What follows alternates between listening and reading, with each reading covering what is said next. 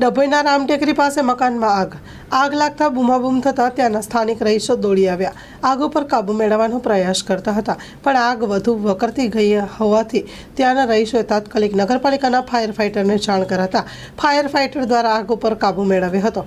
ગરીબ પરિવારનો તમામ સામગ્રી આગમાં બળીને ખાખ થઈ ગઈ હતી। ડભોઈ દસાલડવાડી પાસે આવેલા રામટેકરી વિસ્તારનો બનાવ છે।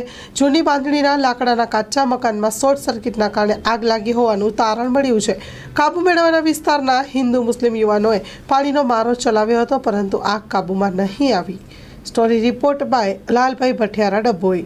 ડભોઈ દસાલડવાડી પાસે આવેલી રામટેકરીના એક મકાનમાં આગની માહિતી મળતા આગ ઓલવવા માટે અમે ફાયર બ્રિગેડની ગાડી લઈને આવ્યા હતા। એ આવીને જોયું તો મકાન આખું બળીને ખાખ થઈ ગયેલું હતું। એમનો માલ સામાન કશું બચેલો નથી, અંદર બધું બળીને ખાખ જ થઈ ગયું છે। કેટલી વારમાં કાબુ મેળવ્યો? લગભગ 15-20 મિનિટ જેવી મહેનત કર્યા બાદ આગ કાબૂમાં આવી હતી। નુકસાન તો હવે બહુ અંદાજિત આપણને ખબર નથી, પણ બધું અંદર માલ સામાન બધો બળીને એમનો ખાખ થઈ ગયો છે, કશું બચ્યું નથી।